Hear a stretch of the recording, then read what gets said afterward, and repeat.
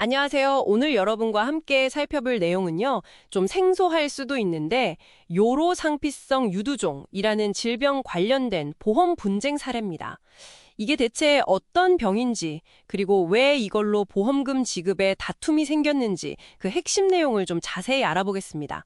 자, 그럼 먼저 이 요로상피성 유두종이 어떤 상태인지부터 좀 쉽게 설명해 주실 수 있을까요? 네.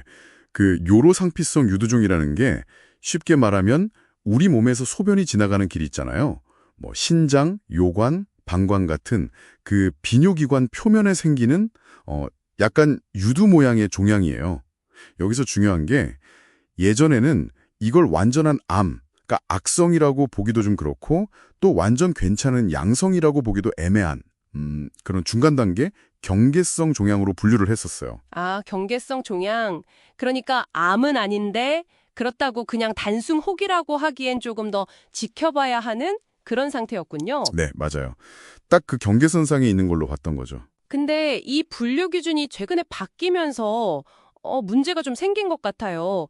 자료 보니까 A씨 사례가 나오는데 2009년에 암보험 특약에 가입하셨다고요? 네, 정확합니다. A씨가 2009년에 보험 가입을 하셨고 이제 최근에 요로상피성 유두종 진단을 받으신 거예요. 그래서 보험금을 청구했는데 보험사에서 지급을 거절한 거죠. 지급 거절이요? 왜죠? 보험사 주장은 지금 현재 적용되는 기준, 그 한국표준질병사인 분류, KCD라고 하죠. 이 최신 기준으로는 해당 질병이 양성 신생물, 그러니까 그냥 일반적인 양성 종양으로 분리된다는 거예요. 코드는 D30.4고요. 아, 양성 종양이면 암이나 경계성 종양이 아니니까 보험금 지급 대상이 아니다. 이런 논리군요. 네, 그렇죠. 암 관련 특약이니까 줄 수 없다. 이렇게 나온 거죠. 와, 여기서 이제 딱 쟁점이 생기네요. 보험 계약은 과거에 했는데 진단은 지금 받았을 때 어느 시점에 의학적 분류 기준을 따라야 하는가? 이게 문제네요. 맞습니다. 그게 핵심이죠. A심은 당연히 보험 가입했던 시점, 그러니까 2009년 기준인 제5차 KCD를 적용해야 한다고 주장했어요. 그때는 이게 분명히 경계성 종양, 코드 D41.3이었거든요. 그러니까 계약대로 보험금을 달라 이거였죠. 그렇죠. 가입할 땐 경계성 종양이었으니까요. 근데 보험사는 아니다. 질병 진단 시점의 기준, 즉 2021년에 개정된 제8차 KCD를 따라야 한다. 이렇게 맞선 거고요. 이 기준으로는 양성이니까 보험금 지급 의무가 없다. 이런 입장이었죠. 와, 어느 시점 기준을 적용하느냐에 따라 결과가 완전히 달라지는 상황이네요. 그럼 이런 경우에 금융감독원은 어떻게 판단했나요? 이게 좀 중요할 것 같은데요. 금융감독원은 결국 A씨 손을 들어줬습니다. 아, 그래요? 네. 판단 근거가 뭐였냐면 해당 보험 특약에 경계성 종양 진단 시 보험금을 준다고 되어 있는데 그 기준이 되는 KCD 버점을 꼭 진단 시점 걸로 본다는 별도 조항이 없었다는 거예요.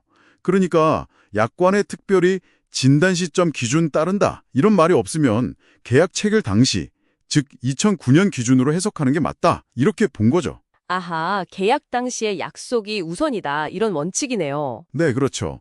그래서 경계성 종양으로 인정하고 보험금을 지급하라고 결정을 내렸습니다. 그렇군요. 정말 중요한 판례가 될 수도 있겠네요. 근데 여기서 또 주의할 점도 있다고 하셨죠. 모든 경우가 다 해당되는 건 아니라고요. 네, 맞습니다.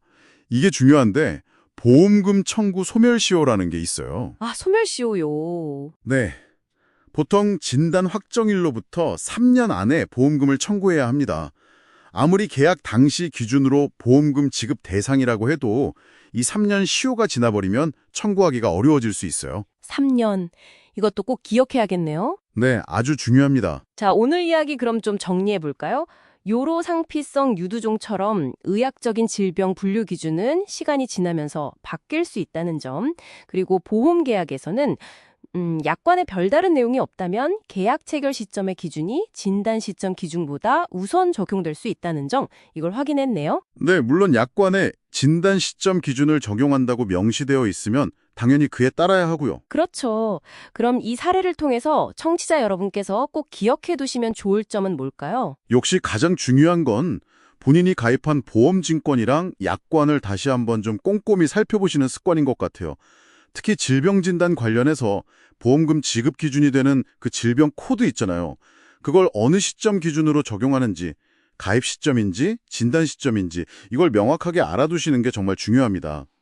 그리고 이제 KCD 같은 질병 분류 체계는 계속 바뀔 수 있다는 걸 미리 알고 계시면 나중에 비슷한 상황이 생겼을 때 좀 더 당황하지 않고 대처할 수 있겠죠. 네, 그렇죠. 오늘 본 사례처럼 과거 기준이랑 현재 기준이 달라서 예상치 못한 분쟁이 생길 수도 있는 거니까요. 혹시 여러분은 보험약관에서 이 기준 시점 관련 내용을 좀 자세히 들여다보신 적 있으신가요? 어쩌면 그냥 지나쳤을 수도 있는 이 조항 하나가 나중에 정말 큰 차이를 만들 수도 있다는 점 한번 생각해 보시면 좋겠습니다.